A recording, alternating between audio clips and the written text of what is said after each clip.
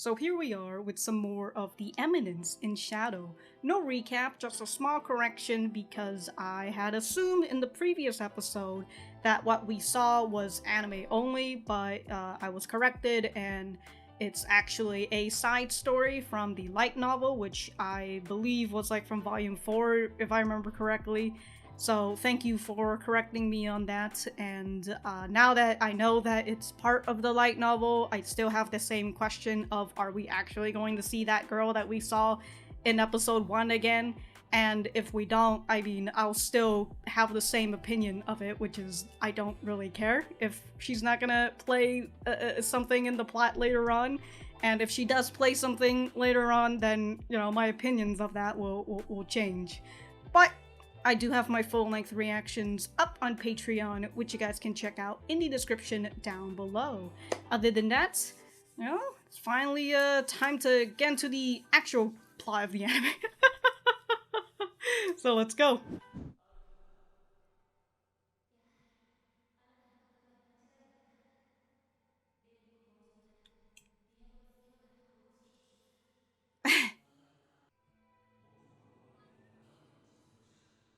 Oh, now that you're born into another world.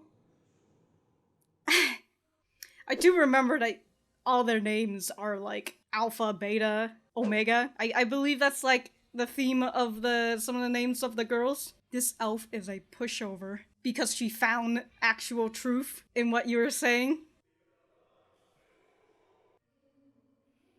It's not crying, yeah. You know, if your baby's not crying and just staring off into the distance, that's when you know it's an isekai baby. Okay.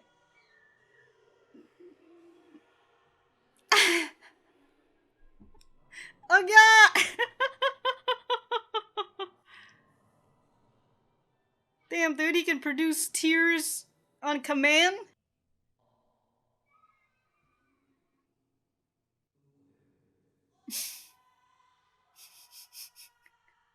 Also, if your babies sound like that, just toss it in the trash.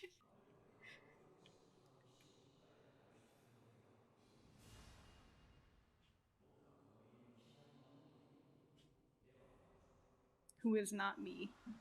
Your sister is just so much better. Holy shit, dude. You grew up as a mob?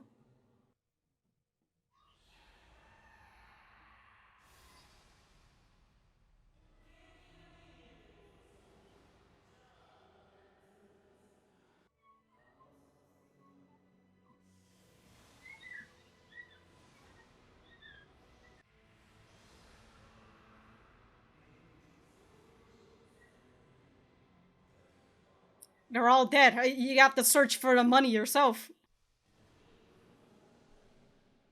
Tisk tisk. Man's wearing a slime bodysuit. Now if you need me. I'm gonna take your shit. Of course. And this is where he meets the elf girl? Or just a... But you're still alive.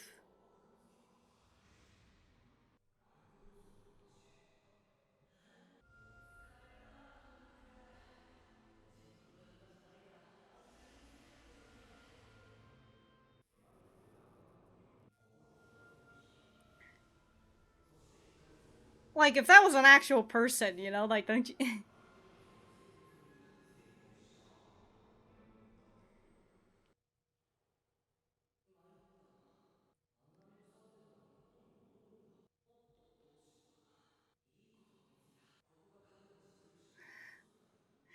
Gotta put on an act, dude.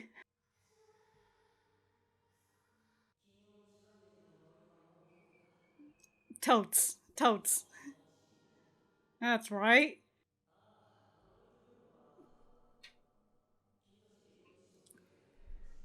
Wow.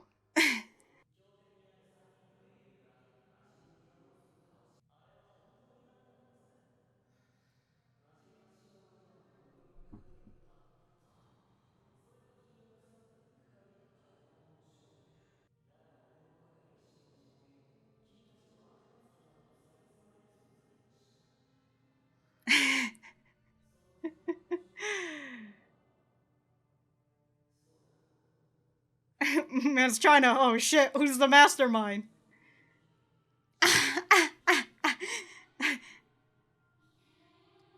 He's trying to find some time, he's just... I'll tell you tomorrow. Oh, the coat of... Is that a drink?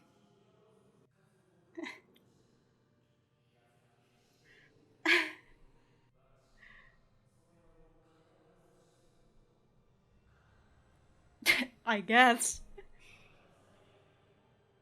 Oh, he was trying to go for the old name.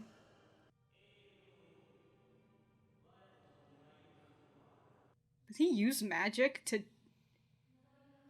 When I felt ill? When I was struck with the curse? Do you remember your time as a beast? I mean, I would assume not, because she just...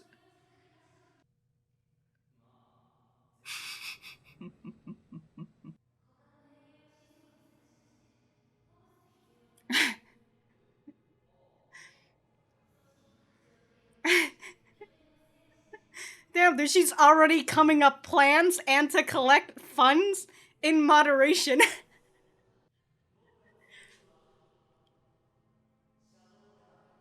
Shadow Garden.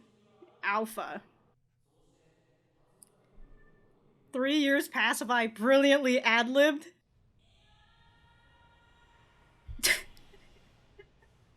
The noises that comes out of these, out of this boy.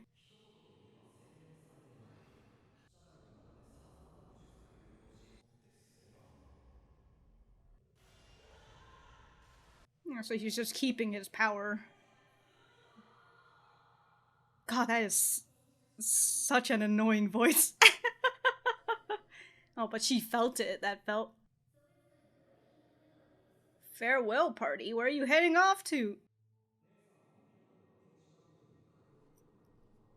She got kidnapped? Oh, GG, boys.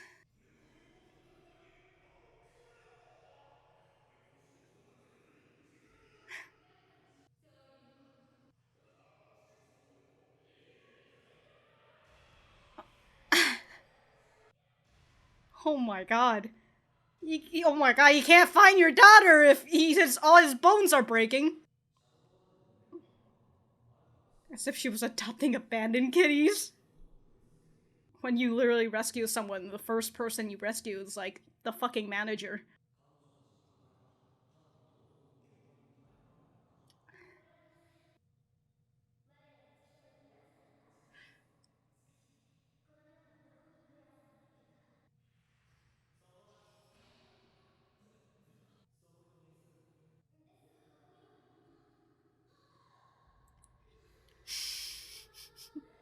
Oh my god. God, such a genius, Lord Shadow.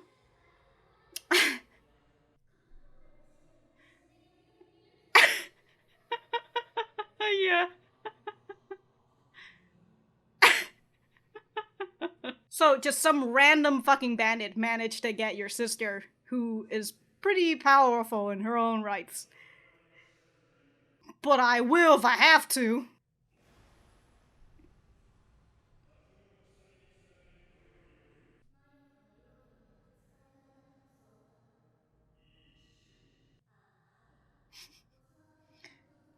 I was taught by my brother. Oh.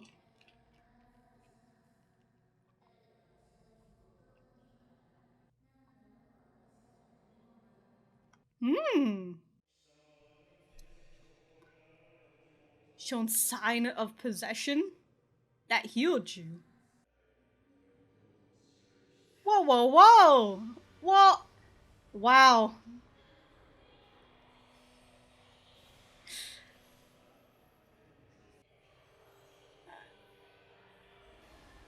Oh my god! Honestly, understandable. Why does that guy kind of looks like he belongs in Attack on Titan?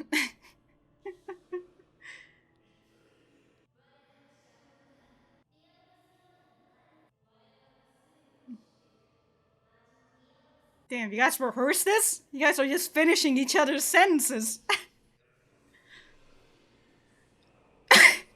From a drink. Damn, they're just watching her do a one-on-one match. Damn!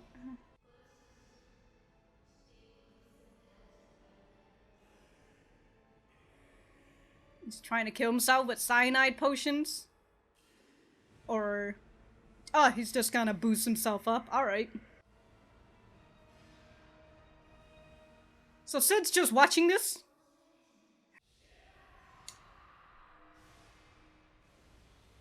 Oh, he's escaped.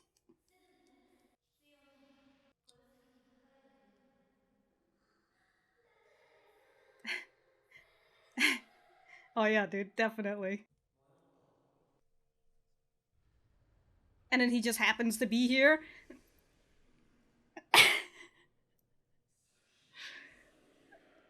Totally, dude. Man, you're heading for the boss right now. You're... holy shit. What a fucking flex. For him to just stop at the tip.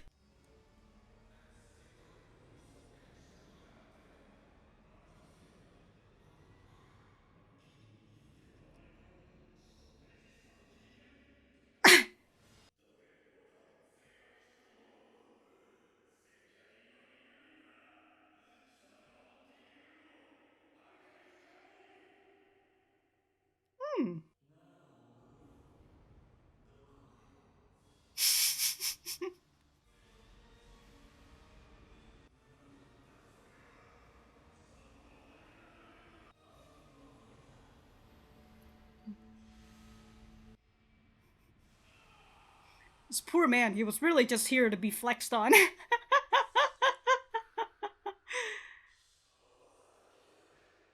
Oh, it's a locket with what, your sister or your... I was powerless against the darkness. Damn, dude, you picked that off midair? God, what a fucking scar on that man. Again, you think regular bandits can just kidnap your sister? Unless she just willingly decided to go.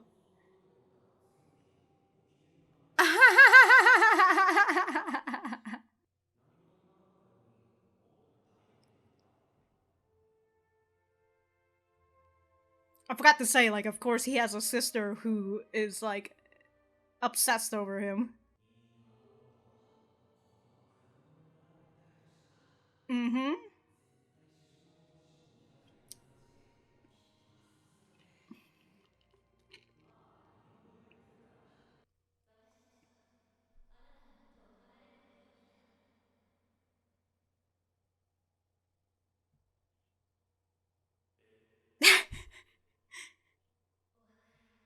Where are you guys going?